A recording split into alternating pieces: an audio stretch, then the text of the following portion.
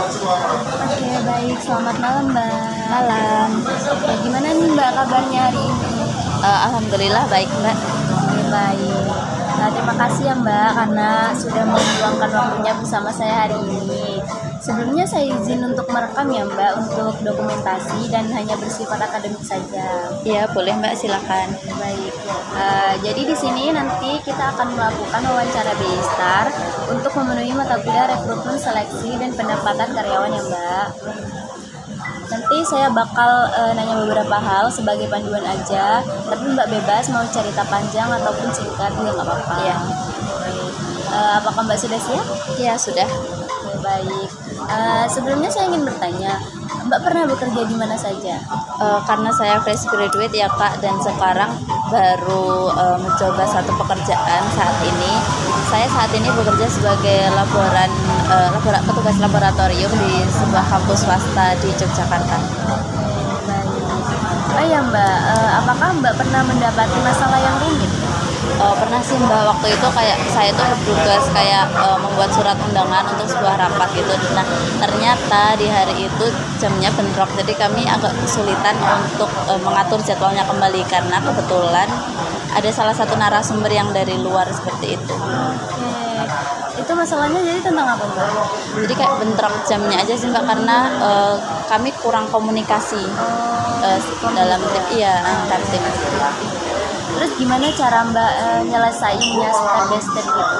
Jadi kami koordinasi ya, saya sama teman saya itu koordinasi baiknya gimana. Setelah itu kami konsultasikan ke atasan terlebih dahulu, dari atasan menyampaikan nanti jamnya bisa diubah sesuai dengan waktu yang diminta oleh narasumber. Seperti itu. Jadi itu berhasil atau enggak Mbak? Berhasil sih Mbak ya, walaupun untuk waktunya yang digeser lumayan panjang ya, dari yang dijadwalkan pagi terus diubah jadi agak sore. Iya. Nah, kira-kira dari kejadian itu Mbak dapat pelajaran apa? Kalau dari saya, pelajaran yang dapat diambil itu betapa pentingnya kita harus komunikasi antar tim. Jadi tidak ada hal yang terulang kembali. Oke, baik. Kita lanjut ke pertanyaan selanjutnya ya Mbak. Iya. Oke. Pernah nggak Mbak berada di posisi di mana Mbak nggak langsung percaya sama suatu informasi atau cara yang sudah umum dipakai? Pernah sih Mbak ya, contohnya kayak yang permasalahan bentrok jamnya itu ya. Nah setelah saya mendapatkan info dari teman saya nggak langsung kayak percaya. Oh ternyata saya minta bukti dulu, ternyata emang benar jadwalnya bentrok karena undangannya sudah terlanjur di-share-kan gitu. Kurang lebih seperti itu sih Mbak. Jadi kenapa Mbak ragu sama informasi itu? Karena sebelumnya tidak ada informasi tersebut Mbak, jadi saya agak kaget ya kalau ada jam yang ada rapat yang jamnya sama gitu, di jam yang sama. Terus gimana cara Mbak buat ngeceknya? Jadi saya menghubungi teman saya dulu, terus menanyakan bukti-buktinya, terus sama minta undangannya juga. Selain itu juga tanya ke atasan juga selaku yang bertanda tangan. Terus hasilnya gimana itu Mbak? Dari hasilnya ternyata emang benar jadwalnya bentrok dan ada miskomunikasi di antara kami dan atasan seperti itu. Oke Mbak, jadi kita lanjut ke pertanyaan selanjutnya ya. Iya. Oke baik. Kapan nih terakhir kali Mbak bikin rencana jangka panjang buat capai target tertentu? Sekitar 2 tahun yang lalu sih Mbak, saya bikin rencana jangka panjang. Targetnya apa? Targetnya sih saya bisa dapat kerja dan mendapatkan penghasilan sendiri ya. Oke, itu butuh waktu berapa lama tuh Mbak? Dari saya membuat rencana jangka panjang itu setelah 3 atau 4 bulan, alhamdulillah saya udah dapat kerja. Terus itu gimana cara Mbak bikin strateginya? Jadi saya kayak ikut sebuah pelatihan gitu, sama kayak mencari lowongan kerja dan apply di beberapa tempat kerja gitu sih Mbak. Lalu itu berhasil atau enggak Mbak? Berhasil sih Mbak, karena terbukti setelah saya apply ternyata saya masuk, jadi bisa kerja seperti itu. Hambatannya apa aja tuh Mbak? Kalau untuk hambatan mungkin lebih setelah apply belum dihubungi sama HRD ya, jadi kayak lebih menunggu seperti itu. Oke, baik. Kita lanjut ke pertanyaan selanjutnya ya, Mbak. Iya. Oke. Mbak bisa nggak ceritain pengalaman waktu Mbak harus ngadepin masalah yang kompleks, terus harus diulai dulu? Pernah sih Mbak, dulu waktu setelah lulus kerja, saya kan belum dapat kerja ya selama 4 bulan, jadi kayak menurut saya itu masalah yang kompleks gitu. Oke. Kenapa masalahnya rumit? Karena menurut saya setelah lulus itu kok saya nggak dapat kerja gitu kan, padahal teman-teman saya itu udah pada dapat kerja semuanya gitu. Oh, gitu. Terus gimana pendekatan Mbak buat ngurai masalahnya? Dulu saya gini, melihat dari CV saya yang sudah saya apply ke beberapa tempat, mungkin ada beberapa yang keliru atau kurang tepat ya, jadi saya memilah-milah lagi bagaimana penyelesaiannya gitu. Oke. Terus berhasil nemuin solusinya Mbak? Berhasil sih Mbak, kemarin itu yang saya perbarui CV saya ya, dan setelah saya perbarui CV, alhamdulillah sudah dapat kerja. Oke. Oh iya, kan Mbak sudah bekerja nih sekarang nih. Iya. Nah, pernah nggak Mbak ngalamin perubahan yang mendadak, terus bikin Mbak tuh harus cepet-cepet nyesuaiin diri gitu? Pernah sih Mbak. Kapan itu Mbak? Itu waktu hari kedua saya kerja. Untuk hari pertama kan masih orientasi ya, kita keliling-keliling tempat kerja dulu. Nah, setelah hari kedua tuh benar-benar harus berbaur dan menyesuaikan dengan kondisi. Itu apa yang berubah Mbak? Dari pembicaraan sih Mbak, sama pekerjaannya juga mungkin karena hal baru ya, jadi harus cepat-cepat menyesuaikan diri. Terus itu gimana cara Mbak beradaptasi? Saya dengan tanya-tanya sama teman, kebetulan ada teman juga di sana, dan tanya-tanya juga sama atasan baiknya seperti apa. Itu tuh cepet nggak sih Mbak proses adaptasinya? Kalau menurut saya lumayan cepat ya, 1 bulan itu saya sudah dapat beradaptasi dengan teman kerja gitu. Oke, nah selama Mbak bekerja nih, ada nggak sih pengalaman waktu Mbak harus cepat ambil keputusan penting padahal informasinya terbatas? Pernah sih Mbak. Keputusan tentang apa itu? Tentang kayak pembelian sebuah alat seperti itu. Oke, terus gimana cara Mbak buat mutusin itu? Saya mutusinnya melihat kebutuhan ya, kalau alat itu penting dan mendesak walaupun informasinya terbatas, saya tetap mutusin buat beli alat tersebut. Lalu itu keputusannya tepat atau enggak? Tepat karena kebetulan setelah pembelian alat tersebut langsung digunakan mahasiswa untuk praktikum. Oh iya, Mbak bisa sharing nggak pengalaman waktu Mbak harus mengejar target yang harus diselesaikan dalam waktu terbatas? Pernah sih Mbak. Targetnya apa? Targetnya itu kayak menyelesaikan beberapa dokumen, untuk berapa lamanya itu kayaknya sekitar 1 atau 2 bulan gitu. Oke, jadi waktunya itu 1 atau 2 bulan? Iya. Itu gimana strategi yang Mbak pakai? Strategi yang saya gunakan itu saya memilah-milah dokumen mana yang perlu diselesaikan lebih dahulu, karena kan ada beberapa dokumen yang diperlukannya di akhir, ada yang di pertengahan, jadi saya memilah-milah terlebih dahulu. Oke, itu berhasil tepat waktu juga Mbak? Berhasil sih Mbak, ya walaupun yang paling terakhir itu agak mepet deadline ya. Nah, hasilnya gimana jadinya Mbak? Hasilnya sesuai dengan harapan sih. Pernah nggak sih Mbak ada kesalahan atau hasilnya nggak sesuai sama harapan, terus Mbak harus bertanggung jawab?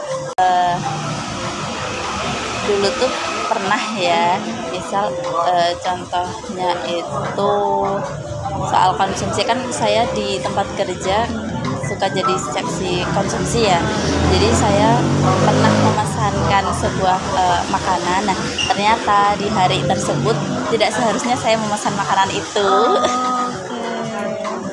Jadi kejadiannya seperti itu ya? Iya.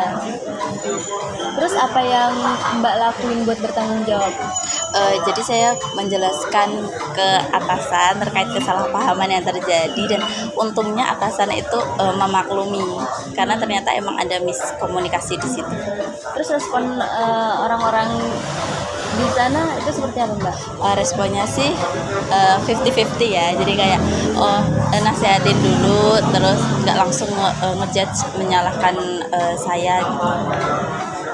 Oh iya Mbak bisa nggak jelasin pengalaman waktu Mbak harus jelasin sesuatu yang kompleks ke orang yang nggak ngerti? Pernah sih Mbak. Itu Mbak ini jelasin apa dan ke siapa?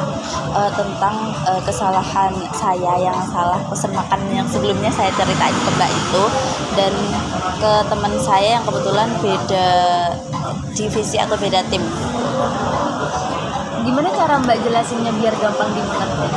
Jadi saya jelasinnya dari awal mula kejadian kenapa saya bisa pesen makan itu sampai akhirnya ternyata saya mengetahui kalau saya pesen makannya di waktu yang tidak tepat.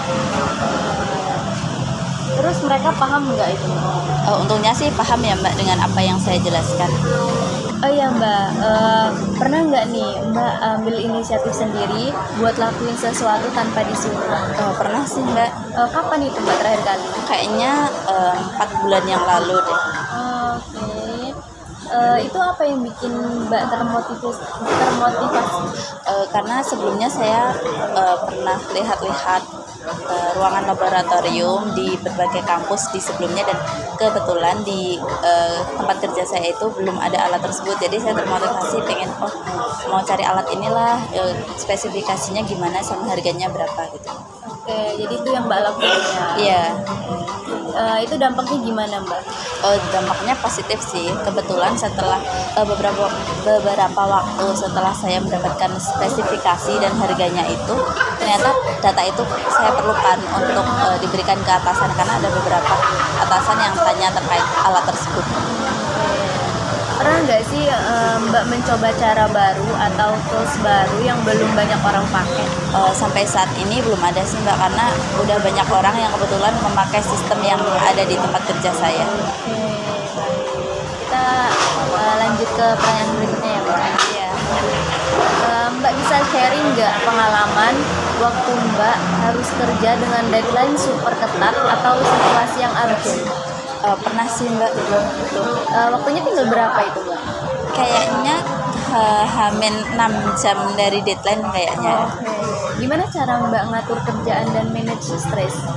Kalau saya mengatur kerjanya ya tetap berusaha fokus ya, dan tidak terpacu pada waktu, karena kalau mikirin waktunya kurang dikit lagi mungkin kan pikirannya jadi kacau ya gitu.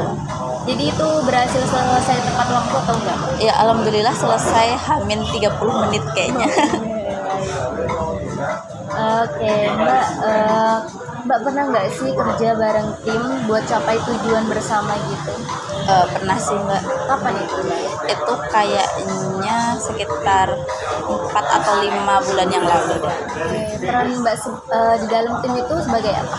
Saya sebagai sekretaris. Gimana cara kerja sama kalian?